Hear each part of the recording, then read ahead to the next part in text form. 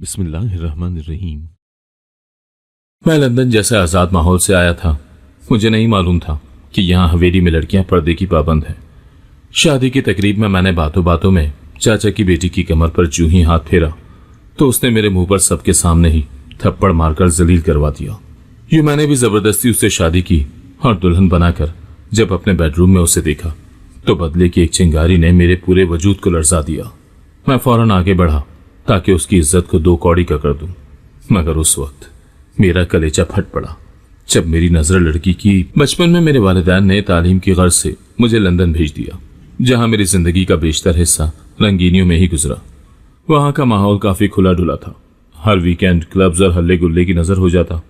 मेरी कई गर्लफ्रेंड्स थी जिनके साथ पीना पिलाना मौज मस्ती चलती रहती और मैं यहाँ एक आजाद परिंदे की तरह अपनी जिंदगी गुजारने लगा। लेकिन तालीम मुकम्मल होते ही मैं पाकिस्तान वापस चला आया। हवेली में कदम रखते ही मैं हैरान हुआ। मेरी वो तमाम कजन्स जिनके साथ मैं खेल कूद कर बड़ा हुआ था अब वो जवान हो गई थी, लेकिन मुझसे सलाम दुआ करने के बाद वो अपने अपने कमरों में ऐसे दुबक गईं कि जैसे मैं उनके लिए कोई गैर था। जबकि मैं ये सोचकर यहाँ आया था कि हम सब कजन्स मिलकर खूब हल्ला गुल्ला करेंगे।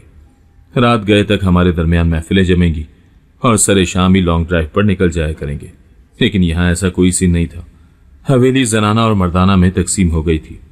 जनाना हिस्सों में लड़के मुंह उठाकर नहीं जा सकते थे और मर्दाना में लड़कियों को तो बिल्कुल आने की इजाजत ही नहीं थी। ज्यादातर मैंने ये मुशाहिदा किया कि मेरी कजन्स कॉलेज से आने के बाद सीधी अपने कमरे में चली जाती और रात खाने से पहले वो बाहर नहीं निकलती थी।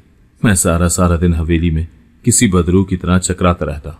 बड़ों की महफिल में इस्लामी बातें सुनने के सिवाय और कोई बातें नहीं होती थी और ऐसे में मैं उनके वाज सुन सुनकर अक गया था।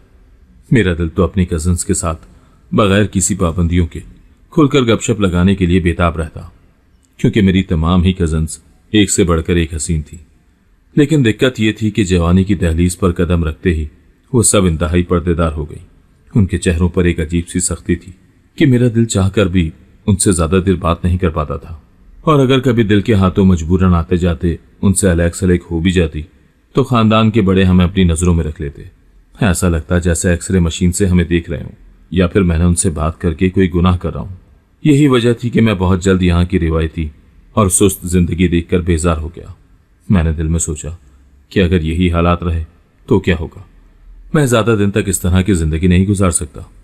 मैं अब संजीदगी से दिल में ये सोचने लगा कि मुझे वापस चले जाना चाहिए, क्योंकि यहां मुझे अपनी जिंदगी में कोई चाम नजर नहीं आ रहा था। मैं अपने अम्मी अब्बू को अपने इस फैसले से आगाह करने ही वाला था कि अचानक एक दिन हवेली में मेरी चचा की बेटी ज़ारा आ गई। तो उसे देखकर मैं बेहद हैरान हुआ। वो हवेली की तमाम लड़कियों से इंतहाई मुख्तलिफ थी। यूनिवर्सिटी जाती थी और मेरी उन कजन्स की तरह कसकर सर पर दुपट्टा नहीं लेती थी, बल्कि अगर कभी सर से दुपट्टा उतर भी जाता तो वो ज्यादा परवाह नहीं करती थी। कपड़े भी काफी मॉडर्न पहनती थी। उसे देखकर मुझे लगा जैसे हवेली में एक ताजा हवा का झोंका आया हो। मेरा दिल उसे देखकर बड़ी जोर से धड़का था। वो गाड़ी खुद ड्राइव करके हवेली आई थी और मुझे उसकी ये बात बेहद पसंद आई। यहाँ हवेली में तो ये हाल था कि लड़कियों को अगर किसी टेलर के पास भी जाना होता तो घर से कोई ना कोई मर्द अपना सारा काम छोड़कर उनके साथ ख्वार होने के लिए बाजार जाता। हालांकि हवेली में 2 गाड़ियां हर वक्त मौजूद होती थी, लेकिन इसके बावजूद उन लड़कियों को अपने साथ ड्राइवर चाहिए होता था। उनमें इतना एतमाद ही नहीं था कि वो खुद गाड़ी ड्राइव करके बाहर निकले। पता नहीं किस बात की झिझक उनके अंदर सरायत कर गई थी।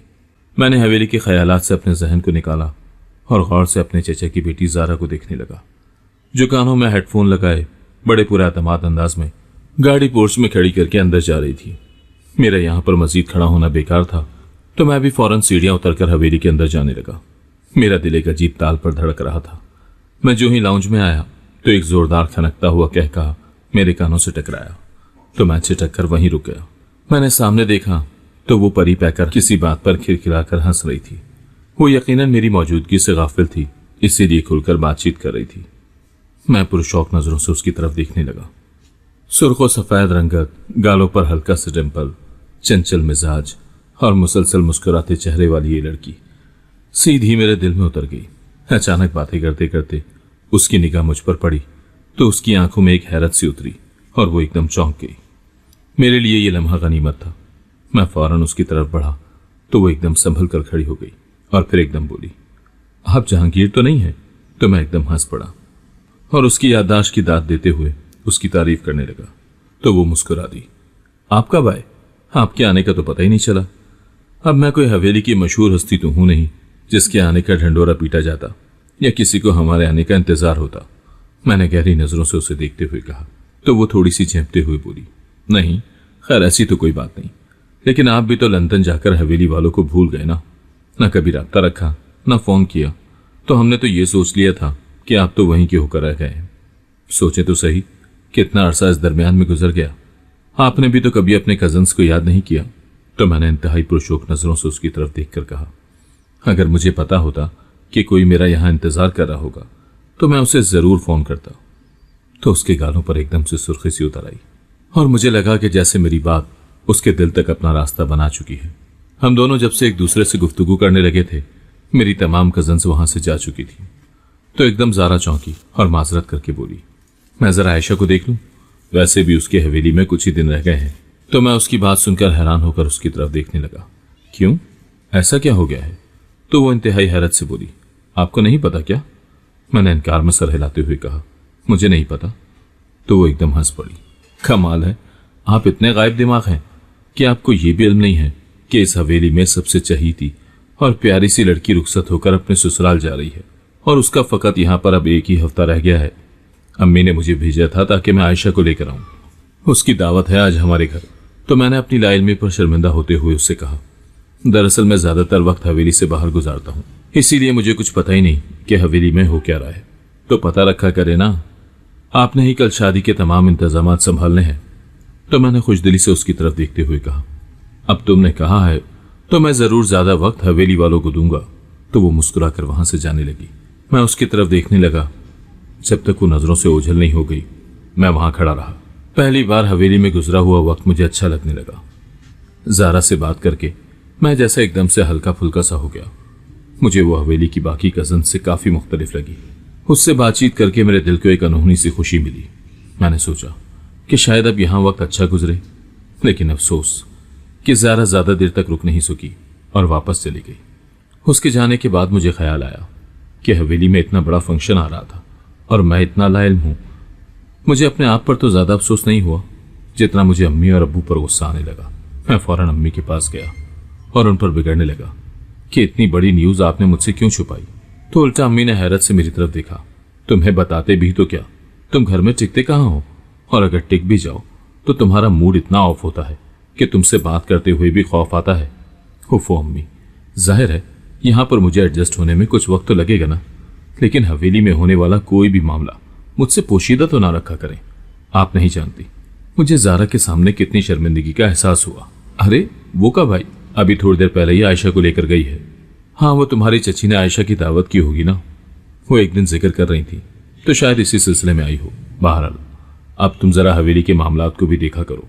वैसे तो ज्यादा इनमें घुसने की जरूरत नहीं है, लेकिन चूंकि अब मौका ही ऐसा है तो तुम भी जरा हाथ बटाया करो। तो मैंने उनकी बात पर सर हिलाया और फिर उठकर अपने कमरे में आ गया। आयशा की शादी का फंक्शन हवेली में कई दिन पहले ही धूमधाम से शुरू हो चुका था, तो मैंने उसकी शादी के हर काम में बढ़ चढ़कर हिस्सा लेना शुरू कर दिया। यह हमारी हवेली की पहली लड़की की शादी थी। वो मेरी फुप्पो की बेटी थी और फुप्पो जवानी में ही बेवा हो चुकी थी, तो अपनी बेटी को लेकर वो इस हवेली में आई। शादी के इन हंगामों में मैं रोज ज़ारा के आने का इंतजार करते करते बाजार चला जाता, क्योंकि मेरे सर पर अब्बू ने शादी के फंक्शंस के हवाले से कई जिम्मेदारियां डाल रखी थी। तो जब मैं वापस आता तो पता चलता कि ज़ारा तो आकर चली गई है। तो ऐसे में मुझे बहुत गुस्सा आता, लेकिन फिर एक तरह से मेरा दिल मुतमईन भी हो जाता, क्योंकि मैं जानता था कि जब शादी का फंक्शन सही मायनों में शुरू होगा तो वो रहने के लिए यहीं पर आएगी, तो फिर उससे खुलकर मिलने का मौका भी मिल जाएगा। शादी की इन तैयारियों में ज़ारा का ख्याल एक खुशकन एहसास था, और फिर खुदा खुदा करके ये इंतजार खत्म हुआ। मेहंदी के फंक्शन में वो चचा चची के साथ जब हवेली आई तो उसे देखकर मेरा दिल जोर से धड़का। उसने पीले रंग का सूट पहन रखा था और वो सबसे ज्यादा खूबसूरत और मुनफरिद लग रही थी। मैं बहाने बहाने से उसके इर्द गिर्द ही मडलाने लगा। कभी कभी तो मुझे ऐसा लगा जैसे उसे मेरा अपने इर्द गिर्द रहना अच्छा नहीं लग रहा, लेकिन मैंने इस बात की भी इतनी परवाह नहीं की। कई बार आते जाते मैंने उसका हाथ पकड़ लिया तो उसने इंतहाई हैरत से मेरी तरफ देखा और फिर एकदम से अपना हाथ मेरे हाथ से छुड़वा लिया। तो मैं इंतहाई गहरी मुस्कुराहट से उसकी तरफ देखने लगता और वो फौरन ही वहां से खिसक जाती। लेकिन मैंने उसे अपनी नजरों से ओझल नहीं होने दिया। एक निस्बतन कम रश वाले गोशे में उसे देखकर मौका गनीमत जानते हुए मैं भी उसके पास पहुंच गया तो मुझे अपने करीब देखते ही उसकी तेवरी चढ़ गई। लेकिन मैंने उसके मूड को नजरअंदाज करते हुए शिकवा किया, क्या बात है, आज तो तुम मुंह ही नहीं लगा रही हो? तो वो उकताए हुए लहजे में बोली, नहीं ऐसी कोई बात नहीं है। और ये कहकर वो वहां से जाने लगी तो मैंने उसका रास्ता रोकते हुए कहा, तुम आज बहुत प्यारी लग रही हो। तो मेरी बात सुनकर उसने शुक्रिया कहा। वो थी ही इतनी हसीन कि उसके चेहरे से मेरी निगाह हट ही नहीं रही थी।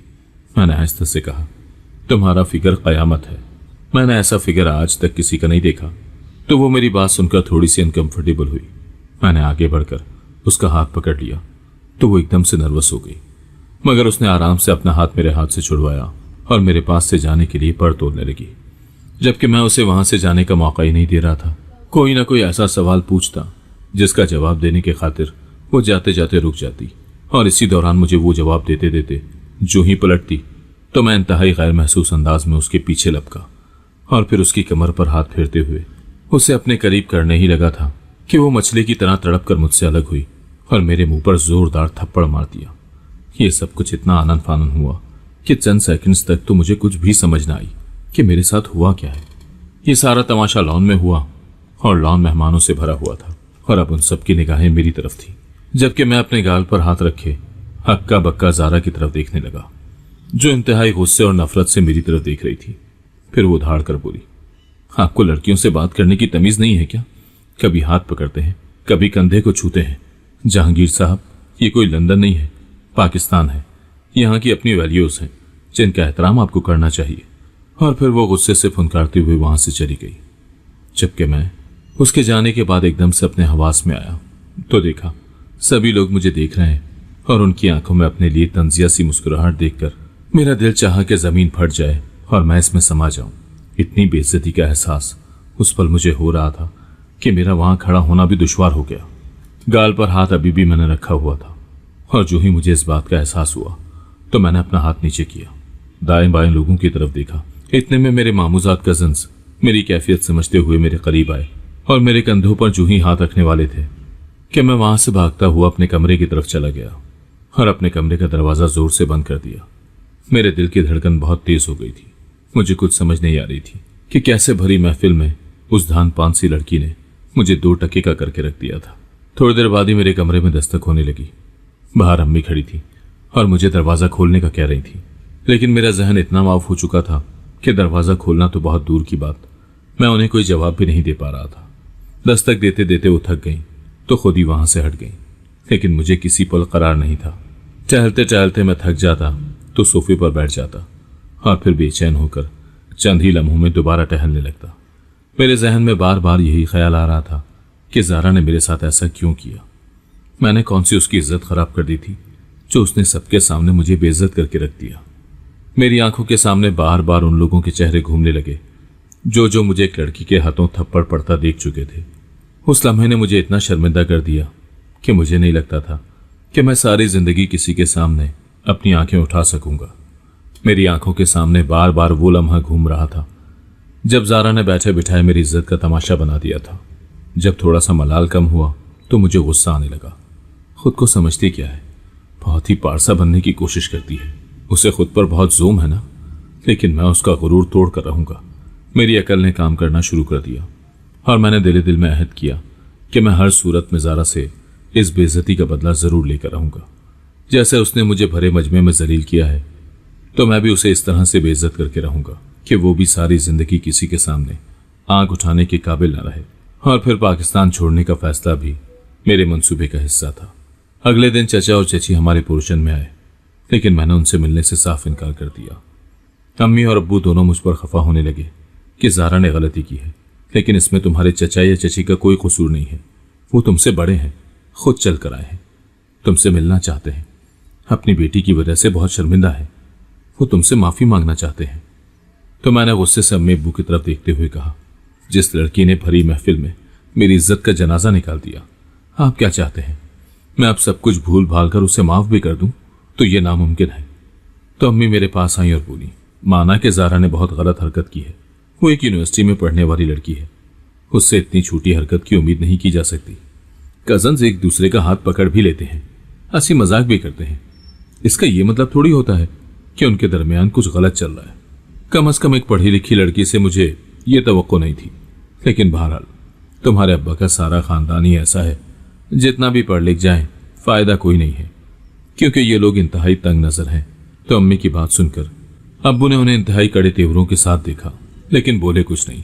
अम्मी की बातों ने मेरे जख्मों पर जैसे मरहम सा लगा दिया। लेकिन अम्मी ने देखा कि लोहा गर्म है और मैं कुछ सुनने के मूड में हूं, तो वो फिर से मेरे करीब आई और बोली, देखो बेटा, हमने रहना इसी खानदान में है, हमारे दुख सुख साझे हैं, लिहाजा अब इस बात को खत्म करो। तुम्हारे चचा आए हैं, तुम उनकी बात सुन लो और उनके सामने शर्त रखो कि ज़ारा मुझसे सबके सामने माफी मांगेगी। तो मुझे यकीन है वो तुम्हारी बात को नहीं टालेंगे और ज़ारा पर प्रेशर डालकर उससे माफी भी मंगवाएंगे। देखना तुम वो लड़की किस तरह राह रास्त पर आती है। तो अम्मी की बातें सुनकर मेरी आंखें चमकने लगी। मैं उसको वाकई ही अपने पैरों में झुकाना चाहता था। अगर घी सीधी उंगली से निकल रहा है तो फिर उंगली टेढ़ी करने का क्या मतलब। लिहाजा मैं अंदर ही अंदर खुश होता हुआ कमरे से बाहर गया तो मुझे देखते ही चचा और चची उठकर खड़े हो गए। चचा फौरन मेरे करीब आए और मेरे साथ बगलगीर हो गए।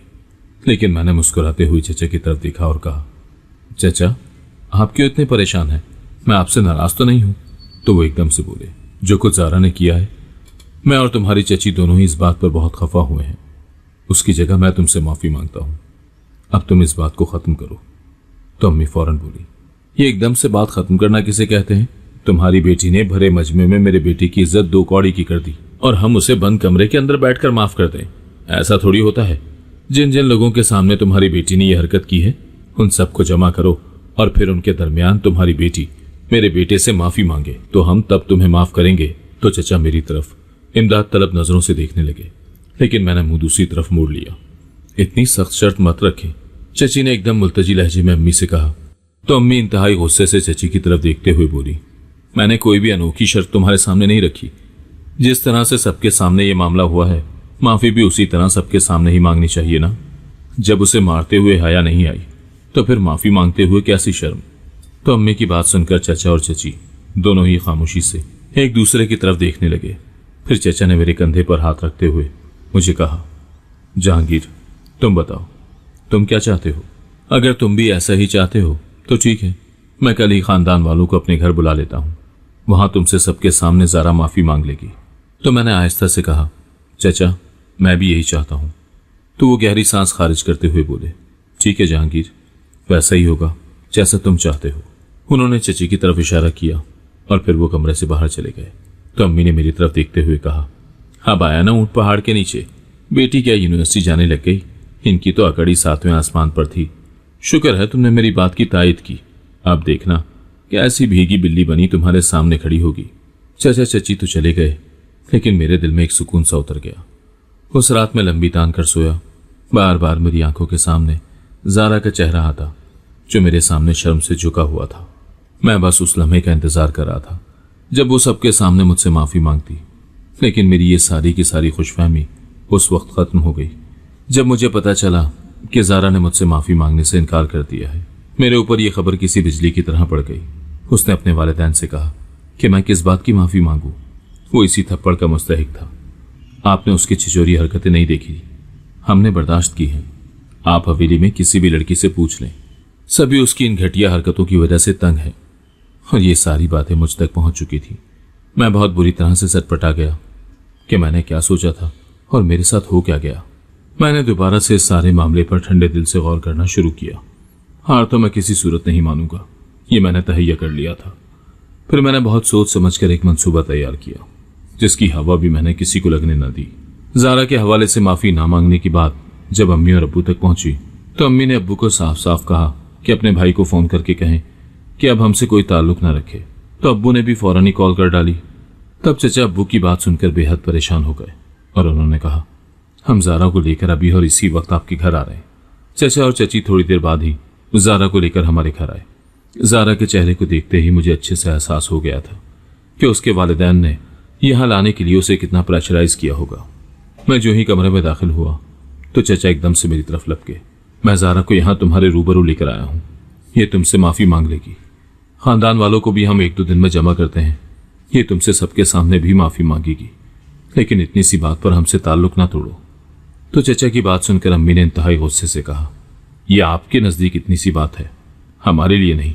तो चचा एकदम से बोले, ज़ारा फौरन माफी मांगो ताकि ये बात यहीं पर खत्म हो जाए। ज़ारा के चेहरे पर इंतहाई तजर्रुद था। वो बोलने ही वाली थी कि मैं एकदम बोल पड़ा, कोई जरूरत नहीं है माफी मांगने की। कजन्स में छोटी मोटी रंजिशें हो ही जाती हैं। मैं अपना दिल साफ कर रहा हूं, आप लोग भी रिलैक्स हो जाएं। मेरी बात सुनकर चचा और चची और ज़ारा हैरत से मेरी तरफ देखने लगे, जबकि अम्मी और अब्बू मेरे इस फैसले पर शदीद बरहम दिखाई दिए। लेकिन मुझे उनकी परवाह नहीं थी।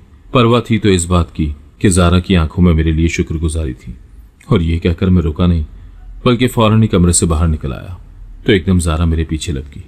उसने मुझे आवाज़ दी तो मैं एकदम हैरत से मुड़कर उसकी तरफ देखने लगा। वो मेरे करीब आई और इंतहाई शर्मिंदगी से सर झुकाते हुए बोली, मुझे पता नहीं उस दिन क्या हो गया था कि मैंने बहुत ही बुरी तरह से रिएक्ट कर दिया। उस दिन के लिए मैं आपसे सॉरी करती हूँ। तो मैंने मुस्कुराते हुए उससे कहा, बस जो हुआ सो हुआ, अब इस बात को दोबारा से दोहराने की जरूरत नहीं है। और ये कहकर मैं वहां से चल पड़ा तो एकदम मुझे ज़ारा की आवाज़ सुनाई दी। उसने कहा, मैंने आपको बहुत गलत समझा, आप तो बहुत ही अच्छे इंसान हैं। तो मैं पीछे मुड़कर देखे बगैर आगे बढ़ गया, क्योंकि मैंने ये सुन रखा है कि जो पीछे मुड़कर देखते हैं वो पत्थर के हो जाते हैं। और ये सोचते ही एक बहुत गहरी मुस्कुराहट मेरे लबों पर सज गई, क्योंकि मेरी मंसूबाबंदी ने मुझे बहुत जल्दी कामयाबी के मराहिल तक पहुंचा डाला था। अब बस मुझे एक खास वक्त का इंतजार था। हर गुजरता लम्हा मुझे कभी कभी हैजान में मुब्तला कर देता, क्योंकि मैंने चाल ही ऐसी चली थी जिसमें मेरी हार किसी सूरत भी मुमकिन नहीं थी। मैं ज़ारा का मुकम्मल एतमाद हासिल कर चुका था। एंड टाइम पर उससे माफ़ी मंगवाने से बचाकर उसकी इज्जत नफ्स को जैसे मैंने मजरूह होने से बचाया था, इसका एहसान वो अपने दिल पर महसूस कर रही थी।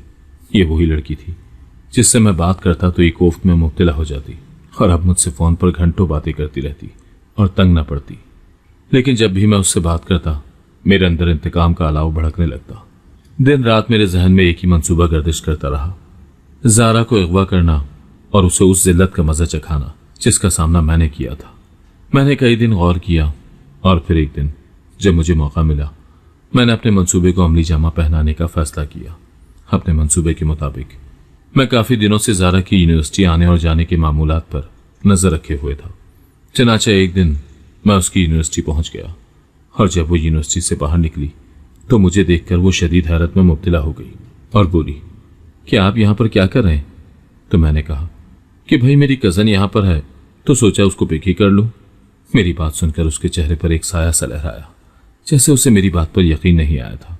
वो एकदम से बोली, लेकिन मेरी तो गाड़ी आती है। हाँ भाई, ज़रूर गाड़ी आती होगी, मैंने कब इनकार किया है, लेकिन अब तो मैं आ गया हूँ, लिहाजा मेरे साथ चलो।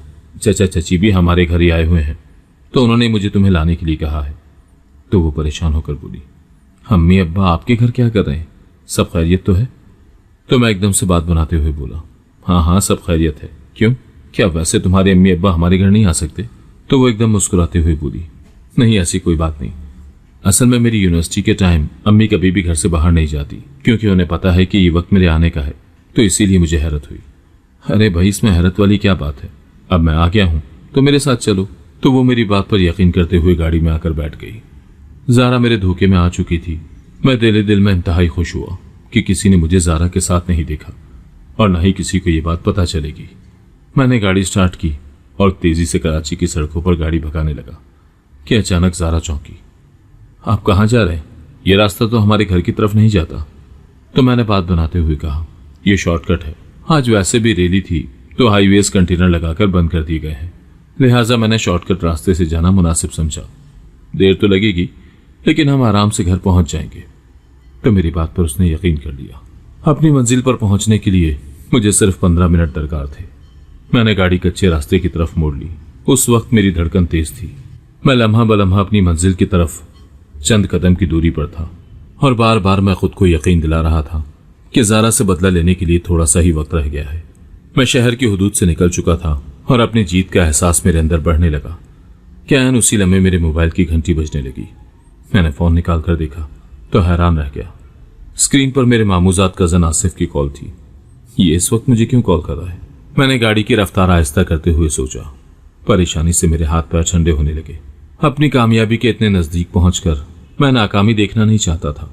मैंने धड़कते दिल के साथ कॉल अटेंड की तो आसिफ ने सलाम दुआ के बाद मुझसे पूछा कि तुम और ज़ारा इस वक्त कहाँ जा रहे हो। तो उसके इस गैर मुतवक्किल सवाल के लिए मैं ज़हनी तौर पर बिल्कुल भी तैयार ना था। इसको कैसे पता चला कि मैं ज़ारा के साथ हूँ? मैंने झुंझुलाते हुए सोचा। मेरे हाथ कांपने लगे। मैंने जल्दी से गाड़ी रोकी और दिल में परेशान हो गया कि वो कैसे जान गया, उसने हमें कहाँ देख लिया। मैंने हड़बड़ा कर उसे जवाब दिया, हम बस घर ही आ रहे हैं। तो वो बोला, चलो ठीक है, तुम लोग आराम से आ जाओ। दरअसल आज मुझे चचा ने भेजा था कि मैं जाकर ज़ारा को ले आऊं, क्योंकि आइन टाइम पर उसकी गाड़ी के ड्राइवर के यहाँ फौतगी हो गई है। तो इसीलिए मुझे चचा ने कहा कि मैं जाकर ज़ारा को ले आऊं। लेकिन चलो अच्छा है तुम उसे ले आए। मैं भी यूनिवर्सिटी पहुंच ही गया था, तुम लोगों से थोड़ा सा ही दूर था। ज़ारा को तुम्हारी गाड़ी में बैठते हुए देखा तो सोचा कि तुम्हें फ़ोन करके बता दूं, और फिर उसने सिलसिला मुनक़ता कर दिया। लेकिन मैं अपने मंसूबे के खाक में मिलने पर अंदर ही अंदर सीखपा हो गया। गुस्से से मेरी कनपटियां जलने लगी। मुझे यकीन ही नहीं आ रहा था कि कामयाबी के इतने नज़दीक पहुंचकर नाकामी मेरा मुंह चढ़ाएगी। अब तो मैं अपने मंसूबे पर अमल करना चाहूं तो भी नहीं कर सकता था। हालांकि मैं चाहता तो सिर्फ 10 मिनट में फार्म हाउस पहुंच जाता और वहां पर ज़ारा को मुझसे बचाने वाला कोई नहीं था। लेकिन अब मैं अपने इस मंसूबे पर अमल नहीं कर सकता था, क्योंकि हवेली में सबको पता चल चुका था कि ज़ारा मेरे साथ है। ऐसे में जज्बात में आकर कोई भी उठाया जाने वाला कदम मुझ पर ही भारी पड़ जाता, और मैं जानते बूझते खुद को घड़े में धक्का नहीं दे सकता था। ज़ारा जो मेरे साथ गाड़ी में बैठी हुई थी, वो मेरे चेहरे पर परेशानी देखकर फिक्रमंद होकर बोली, क्या बात है जहांगीर, आप इतने परेशान क्यों हैं? किसकी कॉल थी? सब खैरियत तो है? तो मैंने उसकी तरफ देखकर कहा, आसिफ की कॉल थी, तुम्हारा पूछ रहा था। मैंने उसे बता दिया कि हम थोड़ी देर में घर पहुंचने वाले हैं। मेरी बात सुनकर ज़ारा खामोशी से बाहर देखने लगी, लेकिन उसे अंदाजा ही नहीं था कि उस वक्त मेरे दिल में क्या चल रहा है। मेरा मंसूबा इतनी आसानी से खाक में मिल गया, इसका मुझे शदीद अफसोस था। समझ ही नहीं आ रही थी कि क्या करूं। अचानक मैंने गाड़ी होटल के पास रोकी तो ज़ारा ने मेरी तरफ हैरत से देखा। तो मैंने कहा, हम पहली बार घर से बाहर निकले हैं, तो क्यों ना इस खुशी में एक कप कॉफ़ी ही पी लें। तो मेरी बात सुनकर वो हंस पड़ी, और फिर मैं उसे लेकर होटल के अंदर गया और 2 कप कॉफ़ी का ऑर्डर दिया। मेरा जहन तेजी से काम कर रहा था, लिहाजा मैंने एक आखिरी तीर चलाने का फैसला किया और ज़ारा से इज़हार मोहब्बत कर डाला। मेरी बात सुनकर ज़ारा हैरत से अपनी आंखें पटपटा कर मुझे देखने लगी। तो मैंने उसे अपने बातों के जाल में फंसाने की कोशिश की, क्योंकि मुझे और कोई सूरत नजर नहीं आ रही थी। मैंने उसे बताया कि जब मैंने पहली बार उसे देखा था तो देखते ही मुझे उससे मोहब्बत हो गई थी, और उसी मोहब्बत ने मुझसे ऊटपटांग हरकतें करवा डाली। अब वो अगर राजी हो तो मैं अम्मी और अब्बू को रिश्ते के लिए भेजूं। तो मेरी बात सुनकर वो बोली, मैंने आपको कभी उस नज़र से नहीं देखा। तो उसकी बात सुनकर मेरे औसान खता हो गए, क्योंकि मेरे लिए ये आखिरी चांस था। अगर ये भी हाथ से निकल जाता तो फिर उससे इंतकाम लेने का और कोई मौका मुझे ना मिल पाता। तो मैंने आहिस्ता से उससे कहा, तो मुझे उस नज़र से देखो या ना देखो, लेकिन मैं तुम्हें अपना हमसफर बनाना चाहता हूँ। तो वो उलझी उलझी नज़रों से मेरी तरफ देखने लगी। मैंने दिल में ठान ली कि एक बार इसकी मेरे साथ शादी हो जाए, फिर मैं इसे अपने इंतकाम का ऐसा निशाना बनाऊंगा कि वो इबरत का निशान बन जाएगी। वो रोज़ अपने मरने की दुआएं मांगेगी, लेकिन उस पर जिंदगी हराम हो जाएगी। मैंने अपनी फर्जी मोहब्बत का इजहार ज़ारा से कर तो दिया था। अब अगला मरहला अम्मी अब्बू को उनके घर भेजना था, जो कि ज़ाहिर को इतना आसान नहीं था, क्योंकि मैं अच्छी तरह जानता था कि अम्मी की चचा चची जी की फैमिली के साथ सारी जिंदगी नहीं बन सकी, और ना ही वो ज़ारा को अपनी बहू के तौर पर कबूल करेंगे। मैंने चांस लेने का सोचा, लेकिन मैं नहीं जानता था कि मेरा यह फैसला अम्मी अब्बू के लिए कतन काबिल कबूल नहीं होगा।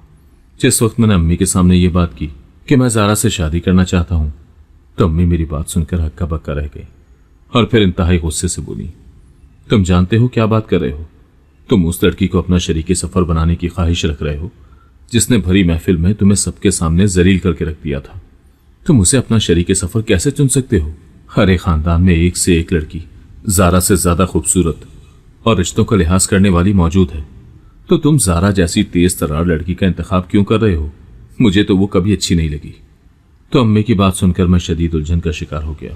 मैंने अम्मी से कहा, अम्मी अगर वो आपको अच्छी नहीं लगी तो ये आपका मसला है, मुझे अच्छी लगती है और जिंदगी मैंने गुजारनी है। तो अम्मी बोली, अल्लाह जाने तुम्हें उसमें क्या नजर आ गया है। मैंने तो कभी भी ज़ारा को अपनी बहू की नजर से नहीं देखा। उस वाक़े के बाद तो सवाल ही पैदा नहीं होता कि उस लड़की पर एतबार किया जाए। शादी से पहले उसकी ये हालत है, तो न जाने शादी के बाद ये क्या गुल खिलाएगी। तुम भूल जाओ कि मैं तुम्हारा रिश्ता लेकर उनके घर जाऊंगी। वैसे भी तुम्हारे चचा ने सारी जिंदगी मेरा जीना हराम करके रखा था। अब मैं अपनी बाकी की जिंदगी उसकी बेटी के हाथों हराम नहीं करवाना चाहती। यह कहकर अम्मी उठकर कमरे से चली गई तो मैं अपना सर पकड़कर बैठ गया। मैं जब भी अपने इंतकाम की कुछ सीढ़ियां चढ़कर कामयाबी के नजदीक पहुंचने ही वाला होता था तो कोई ना कोई गड़बड़ हो जाती थी। अब सब कुछ तय था, लेकिन अम्मी बुरी तरह से बिगड़ गईं और किसी सूरत भी वो ज़ारा का रिश्ता करने पर तैयार ना हुई। तो मैंने अब्बू से कहा कि वो अम्मी को मनाए। अब्बू ने कहा, इस मामले में मैं कुछ नहीं कर सकता। तुम्हारी माँ जब किसी बात की ठान ले तो वही होता है जो वो चाहती है। अब्बू की बात सुनकर मैं शदीद परेशान हो गया। ज़ारा के रिश्ते को लेकर हमारे घर में शदीद तनाव की कैफियत पैदा हो गई। अम्मी ने मुझसे बातचीत करना बिल्कुल बंद कर दी, जबकि मैं ये चाहता था कि जल्द अज जल्द ये मामला हल हो और ज़ारा मेरे हाथ लगे और मेरे इंतकाम की आग ठंडी हो। लेकिन मेरी अम्मी मेरे सामने किसी दीवार की तरह आकर खड़ी हो गई थी। जब मुझे ये लगा कि अम्मी किसी सूरत नहीं मानेंगी तो मैंने उन्हें जज्बाती ब्लैकमेल करने की कोशिश की। मैंने उन्हें साफ साफ कह दिया कि अगर वो मेरा रिश्ता ज़ारा के साथ नहीं करेंगी तो फिर मेरे पास दो ही सूरतें हैं, या तो मैं जहर खा लूं या फिर मैं घर छोड़कर हमेशा हमेशा के लिए बाहर चला जाऊं। मेरी बात सुनकर अम्मी ने शदीद नाराजगी का इजहार करते हुए कहा, अब तुम हमें इस तरीके से प्रेशराइज करोगे? तो मैंने उन्हें कहा, मैं आपको प्रेशराइज नहीं कर रहा, बल्कि आपके सामने दो मुमकिन हल रखे हैं। अब ये आप पर है कि आप इनमें से कौन सा हल चाहती हैं। तो अम्मी ने खफगी भरी नजरों से मेरी तरफ देखते हुए कहा, तुम पछताओगे। ज़ारा तुम्हारे लिए किसी तरह भी परफेक्ट मैच नहीं है। अरे तुम्हारे चचा चची ने कभी मेरे साथ भलाई नहीं की तो उसकी बेटी तुम्हारे साथ क्या भलाई करेगी? तुम क्यों अपने पैरों पर कुल्हाड़ी मारने पर तुले हुए हो? तो मैंने झुंझुला कर कहा, अम्मी अगर कुछ बुरा होगा तो मेरे साथ होगा ना। आप बराए मेहरबानी अपनी जिद छोड़ दें, वरना फिर आपको मेरा मरा हुआ मुंह देखना पड़ेगा। मेरी ये धमकी काम कर गई और अम्मी रोने लगी। फिर बोली, खबरदार जो आइंदा ऐसी बात की। तुम हमारी इकलौती औलाद हो और हमें तुम्हारी खुशी से बढ़कर कुछ भी अजीज नहीं है। फिर अम्मी ना चाहते हुए भी मेरी खुशी की खातिर ज़ारा का रिश्ता मांगने के लिए उसके घर गई तो चचा चची ने मेरा रिश्ता ज़ारा से पूछे बगैर ही फौरन ही कबूल कर लिया। भला वो एक बाहर से पढ़े लिखे आला तालीम याफ्ता लड़के का रिश्ता कैसे ठुकरा सकते थे? लिहाजा हमारी झटपट मंगनी तय हो गई। मैं ज़ारा तक पहुंचने का एक मरहला तो बखूबी तय कर चुका था। अब मुझे अगले मरहले का इंतजार था, जब वो बीवी बनकर मेरी जिंदगी में शामिल होगी तो मैं अपने सीने में लगी आग ठंडी करूंगा। मुझे उस वक्त का शिद्दत से इंतजार था। चचा चची ने हमसे शादी के लिए 1 साल का अरसा मांगा तो मैंने अम्मी अब्बू से साफ कहा कि हमें किसी किस्म का कोई जहेज नहीं चाहिए। अल्लाह का दिया हुआ हमारे पास सब कुछ है, बस जल्द से जल्द शादी का इंतजाम करें ताकि ज़ारा को लेकर मैं लंदन चला जाऊं, क्योंकि मेरी जॉब वहां पर हो गई है। जब मेरी ये बात चचा चची ने सुनी तो वो खुशी से निहाल हो गए और ज़ारा के साथ मेरी शादी तय हो गई। ये सच था, मैंने जॉब के लिए अप्लाई किया था और मुझे उम्मीद थी कि मेरी जॉब जल्द से जल्द लंदन में हो जाएगी। लेकिन ज़ारा को अपने साथ ले जाने वाली बात मैंने हवा में ही छोड़ी थी। मेरा इरादा था कि उससे शादी करने के बाद मैं उसे अपने वालिदैन की खिदमत के लिए यहाँ छोड़ दूंगा और खुद लंदन चला जाऊंगा, जहां पर किसी गोरी से शादी करके अपनी जिंदगी मजे से गुजारूंगा। ज़ारा से मेरी शादी तय हुई तो मुझे यकीन था कि यह सब ज़ारा की मर्जी के खिलाफ हुआ है, लेकिन मेरी तो ख्वाहिश पूरी हो गई थी। और अब जब वो मेरी बीवी बनकर मेरे कमरे में बैठी थी तो बदले की चिंगारी और भड़क उठी थी। शादी की रात मैंने ज़ारा को दुल्हन के लिबास में अपने बेड पर बैठे देखा। वो इतनी खूबसूरत लग रही थी कि एक लम्हे को तो मैं छिटक गया, लेकिन फिर दिल में दोबारा वही इंतकाम का जज्बा जाग उठा। मैंने सोचा कि अब वक्त आ गया है कि ज़ारा को वो सब कुछ महसूस करवाऊं जो मैंने महसूस किया था। मेरे कदम बेअख्तियार आगे बढ़े, जैसे मेरे इरादे मुझे खुद ही खींच रहे हों। मैंने दिल में ठान लिया कि उसकी इज्जत को खाक में मिला दूंगा और उसकी आंखों में वो बेबसी देखूंगा जो मैंने उस दिन देखी थी। मगर जैसे ही मैंने उसकी तरफ कदम बढ़ाया, अचानक मेरे जिस्म में एक अजीब सी कैफियत पैदा हुई। मेरी टांगों में शदीद दर्द उठा और पूरे जिस्म में झटके आने लगे। एक पल में मैं जमीन पर गिर पड़ा। यह ऐसा लम्हा था जब सब कुछ मेरे सामने धुंधला हो गया। मैं फालिज का शिकार हो चुका था और मेरी दुनिया पल भर में बदल गई थी। जब मैं जमीन पर पड़ा, अपने आप को बेबस महसूस कर रहा था, तब मेरी नजरें ज़ारा पर पड़ी तो मेरे रोंगटे खड़े हो गए। वो घबराकर मेरी तरफ दौड़ते हुए आई और मेरे पास घुटनों के बल बैठ गई। उसके चेहरे पर शदीद परेशानी और खौफ था। उसने मुझे झिंझोड़ा और बार बार मेरा नाम लेकर पुकारने लगी। क्या हुआ है? तुम ठीक तो हो? खुदा के लिए कुछ बोलो। ज़ारा के आंसू मेरे चेहरे पर गिरने लगे। मैं बेबसी से उसे देख रहा था, लेकिन मेरे दिल में एक अजीब सा सवाल जन्म ले रहा था। ये वही ज़ारा है जो मुझसे मोहब्बत नहीं करती थी? तो फिर ये मेरे लिए इतनी परेशान क्यों हो रही है?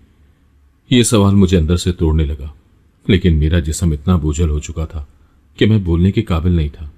ज़ारा की यह हालत मेरे लिए एक मुअम्मा बन गई थी। वो मेरी हालत पर रो रही थी, जैसे मैं उसके लिए बहुत अहम हूं। लेकिन ये कैसे हो सकता है? ये सवालात मेरे जहन में गर्दिश करने लगे और इसी दौरान मैं बेहोश हो गया। जब मैं होश में आया तो खुद को मैंने अस्पताल में पाया। मेरे जिस्म का एक हिस्सा मफलूज हो चुका था और मैं अपने हाथ या पांव हिला नहीं पा रहा था। लेकिन एक बात ने मुझे हैरान कर दिया। ज़ारा मेरे सिरहाने बैठी थी। वो मेरे लिए दुआ कर रही थी, मेरे लिए परेशान थी और खिदमत गुजारी का जज्बा था जिसे देखकर मैं अंदर से टूट गया। वो लड़की जिसको मैं अपने इंतकाम का निशाना बनाना चाहता था, वो मेरी बदतरीन हालत में भी मेरे साथ खड़ी थी। मैं हॉस्पिटल से डिस्चार्ज होकर घर आ गया, मगर वो मेरी देखभाल करती रही, मेरी दवा वक्त पर देती और मेरी ज़रूरियात का ख्याल रखती।